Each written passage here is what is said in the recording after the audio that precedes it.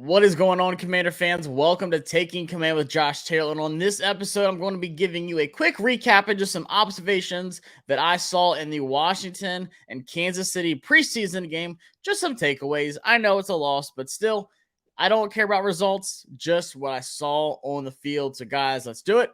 Let's take command.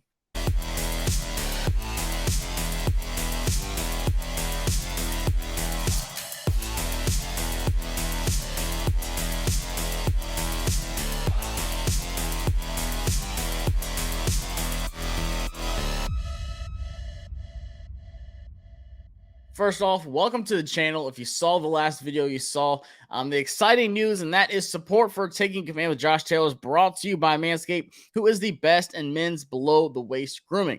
Their products are precision-engineered tools for your family jewels. Manscaped's Performance Package is the ultimate men's hygiene bundle. Join over 6 million worldwide who trust Manscaped with the exclusive offer for you, including myself. I use the products daily. 20% off and free worldwide shipping with the code COMMAND20. That is right. See it at the bottom of your screen there. COMMAND20 to save you 20% on your entire purchase at manscaped.com. If my math is correct, that's about 12 million people out there using these products. So the Performance Package 4.0 has arrived, and it is an absolute game changer. It's like getting Jahan Dotson in the first round. One of the best values for rookies. We traded back. We got Robinson out, Cole Turner, Sam Howell. There's just so much great things that came from trading back.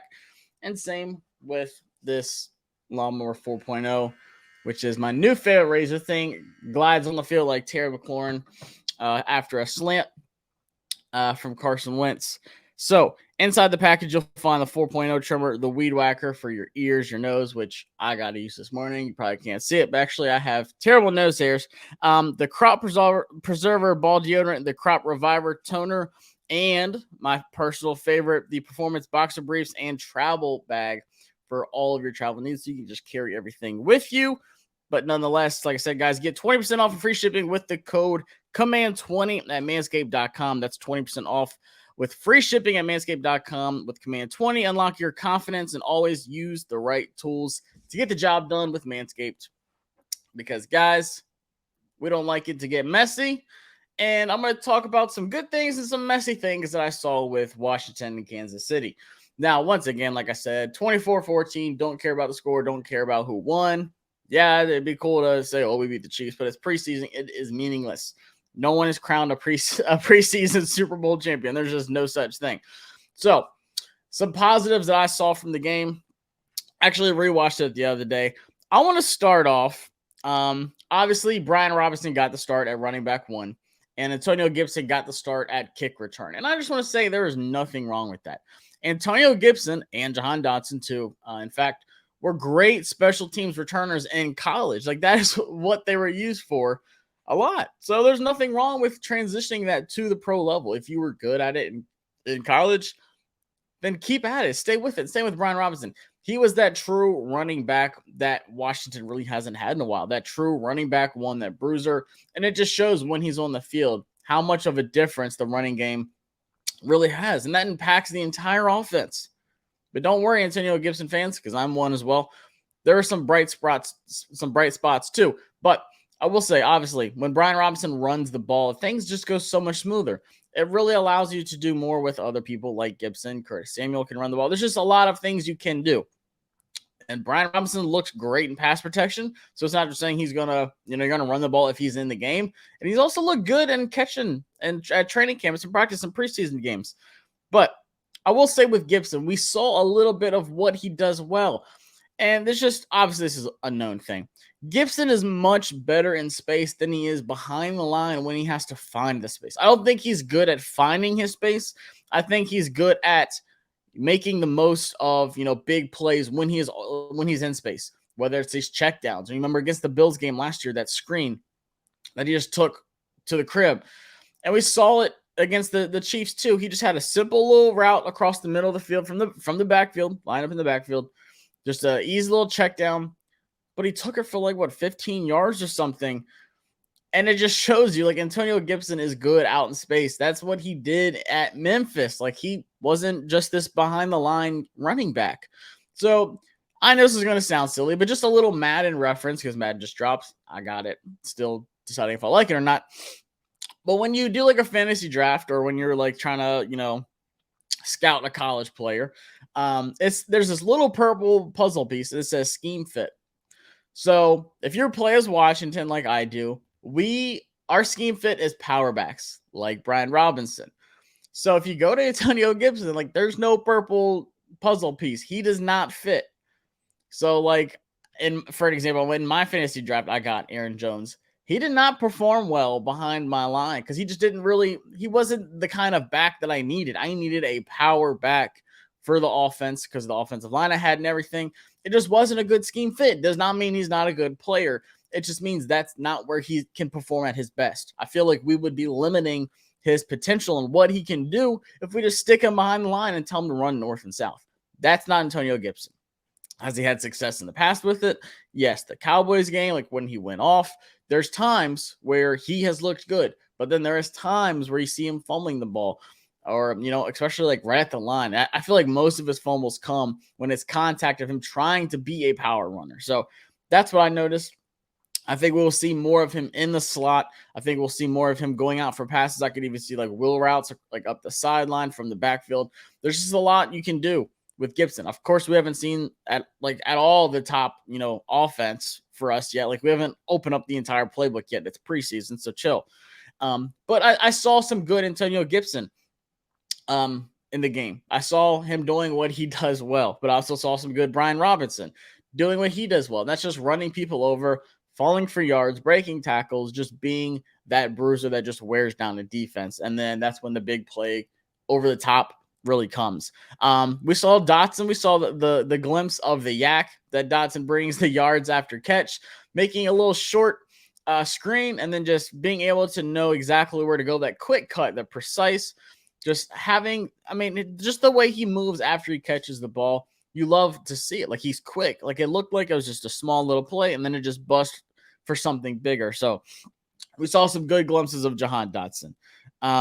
The Chiefs' big plays that I saw on offense, it wasn't like they were just taking these giant bombs. It was just short plays that went far, where there was like the check down to like McKinnon and like Pacheco. It's just like these short passes that were just like literally Mahomes. There was a couple plays where he just hiked it, didn't even like really drop. It was like a one-step drop and then just launched it.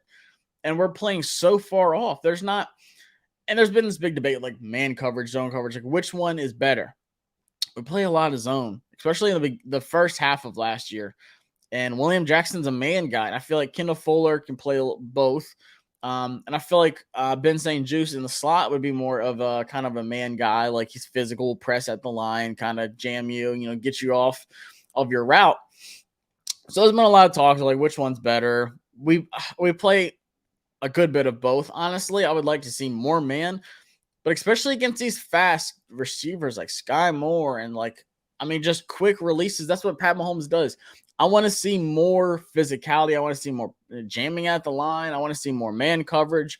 But I have to say, one highlight, and people might disagree with me, but I put some videos up on Twitter because I went back and watched it. Kendell Fuller showed up and he showed out. Though, of course, he had the one touchdown on him. But it was a tight end who was like 6'4", 230. And Kendell Fuller's 5'11", 195, maybe 200, like soaking wet. And literally the tight end's job, his route was to just run at Kendell Fuller and then pretty much press off of him. And by the time he did that, Mahomes puts the pass where only he can get it on the outside of the end zone. So I can't be but so mad at Kendell Fuller. Like it was a genius play design. He pushes off pretty much. And there's no way Kendell Fuller can like lunge towards it. But it was perfect timing. It's just Mahomes being Mahomes.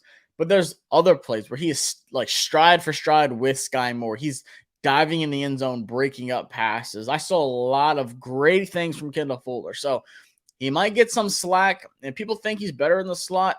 I actually think he's better outside. I like what I saw from him, using that sideline, knowing where his help is inside, how much really room to give, and he was very disciplined with his hips. I feel like sometimes when I see Kendell Fuller mess up, it's when he is in the slot and he's having to kind of, control both and, move his hips around and kind of gets lost sometimes in coverage with some of these quicker guys. But that's okay.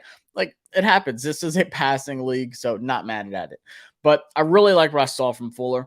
Same with Jamin Davis. And I've been harping on Jamin Davis all offseason. I mean, I did it last year too because I wanted big things for our linebacker.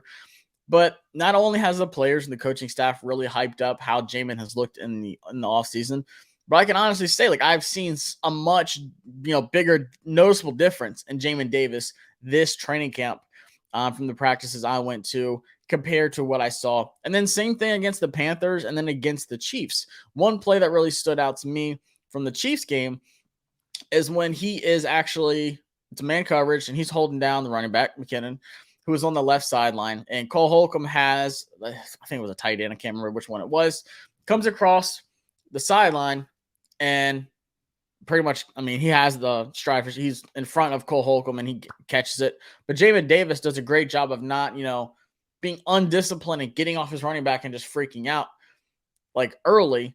But like as soon as he caught it, he was there, wrapped him up, dragged him backwards, didn't let momentum carry. So I just see like these precise decision making from Jamin Davis, and that's what you want.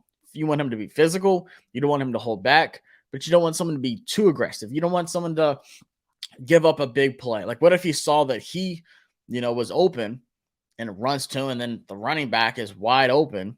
It's an easy touchdown, but instead the tight end only got like a yard or two. So, and I get like the defense is like this like the bend don't break mentality, but I hate that. Like, I want a turnover defense. I want offenses to be terrified of a defense. Like, another Madden reference, like when you have like a young quarterback, like when I did my fantasy league, I have Malik Willis because I love Malik. Sometimes you were just terrified to throw it, especially if you're playing like all Madden and you've got Jalen Ramsey and like Micah Hyde and like Harrison Smith on the defense you're playing against. Sometimes you were just scared to throw the ball because you're like, I don't want to throw a turnover like at this spot.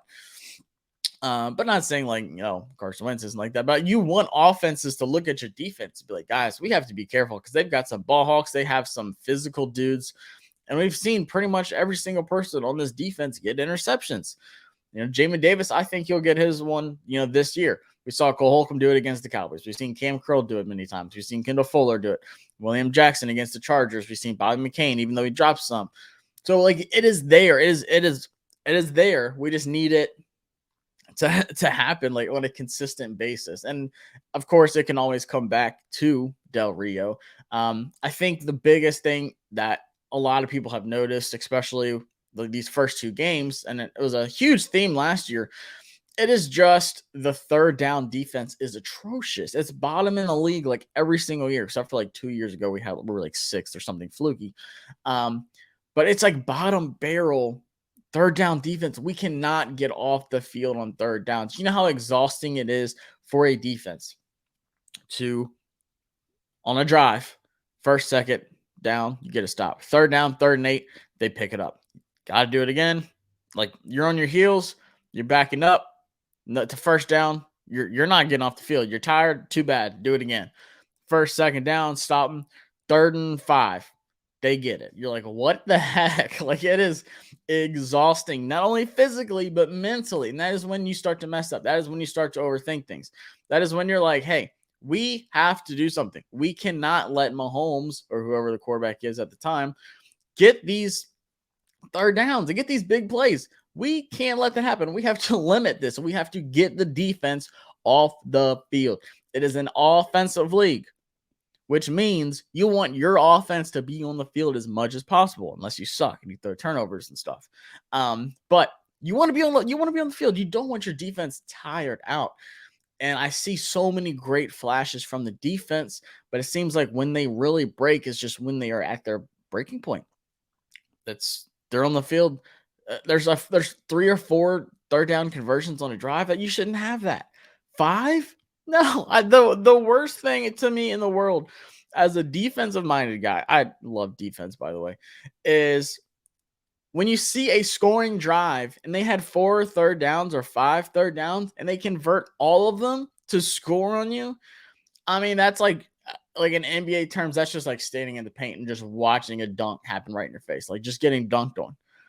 It's terrible. Like for a defense, that's just, it wears you down mentally and physically. So I think that's where the big improvements have to come. And of course, it's always going to fall on Del Rio. So, also breaking news just happened. Commanders activate tight end Logan Thomas from the PUP list. So, great news for Logan Thomas. Seems to be coming along well. Just got that on my phone.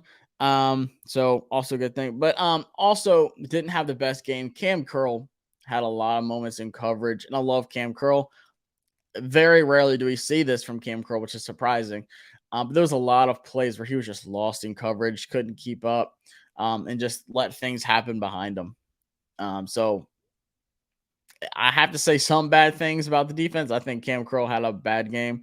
He had some good stops, but there was just some plays where I'm like, man, he was just getting torn up in coverage.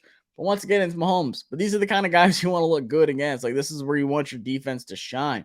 That first half against the Chiefs last year, that was the most excited I've ever been at FedEx Field. I was like, yo, we are showing these dudes up. Pat Mahomes looks terrible against us. We are going to win this game. And of course, second half was different. But still, nonetheless, just highlights for me, man. The Kendell Fuller, Jamin Davis, our defensive line. There's so many times Sweat was so close to getting Mahomes, then he would just somehow get away from it and then just launch it 50 yards like it's nothing. But like as a whole, the line, the pass rush has to be there.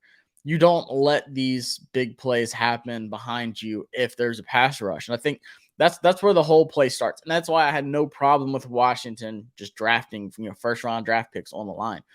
Because when a play starts, that's where it starts. The quarterback cannot throw the ball if he's hit. Or he can't throw it accurately if he's pressured. If he has a guy moving him away, throws him off his mechanics.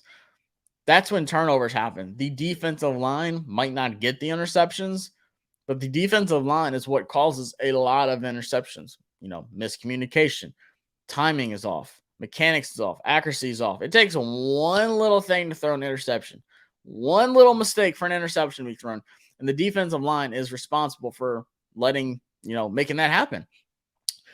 So nonetheless, I was satisfied with what I saw from key pieces of the defense. Obviously, third downs got to be better.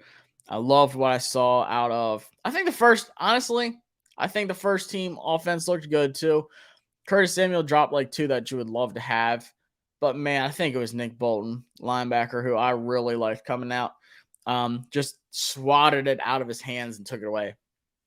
That's hard to do. Like, you've got to have like some Calvin Johnson hands to stop something from like that, a swat like that from a linebacker, knocking that ball out. But nonetheless, saw some good things. Obviously, some concerning things. Cam Sims, I think he's going to be a great red zone threat.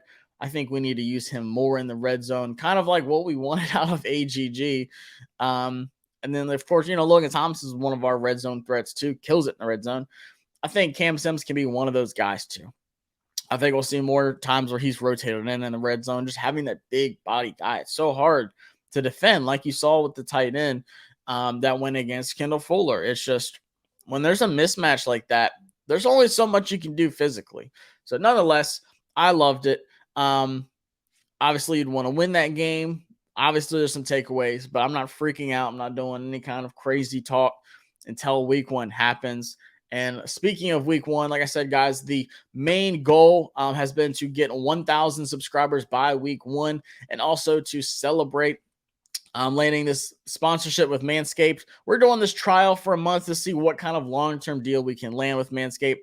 So the more times y'all use that promo code COMMAND20, the more this deal looks like for long-term with Manscaped, which obviously would be huge for me. Like I said, guys, trying to do this as much as I can, like full-time while I'm finishing up graphic designing school and stuff like that. And of course, covering Penn State football.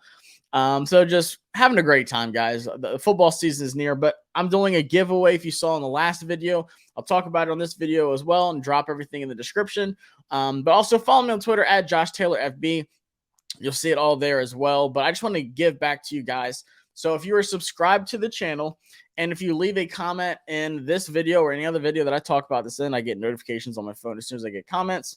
Leave a comment of who you are most looking forward to seeing in week one. You will be entered to win either a Jonathan Allen signed mini helmet. I have a Santana Moss football. I have a Terry McLaurin rookie jersey card autographed. I have a lot of good things to give away. I'm going to do 4 winners. So you can win anything like that. I've got some other little mystery things I might pick out. But if you use the promo code COMMAND20 and do the other stuff, be subscribe and comment, you will be entered to win exclusively any jersey of your choice. Of course, it's got to be Washington, but any player, I will enter you in. I will drop it once again, like I said, in the description. Either hit me up on Twitter, just send me like a screenshot, just saying, showing me your purchase. DM me, mention me, doesn't matter. I'll see it. But then also I'll put like my email in the description on this video. So guys, super excited to be giving some stuff back to y'all because this channel's only been going on since like a few weeks before the draft, like 2-3 weeks before the draft. And already almost at 800 subscribers. Like I said, would love to hit 1,000 before the season. Get this thing monetized, hit this ground rolling like Brian Robinson, and just really kill it this season. So subscribe to the channel, comment who you look forward to most seeing. And then if you purchase something off of manscaped.com, which you should be doing anyways, I don't need to be telling you that because, look at this stuff. Like I said, I'm about to go take a shower for work. I'm going to use this stuff right now. So use the promo code COMMAND20 and let me know, and you'll get an extra entry, but then you will also exclusively be entered to win a jersey. This ends September 9th. I'm going to pick the winner game day of the Jaguars and Commanders game. So guys, appreciate y'all tuning in. I'll see y'all next time on Taking Command with Josh Taylor. Peace.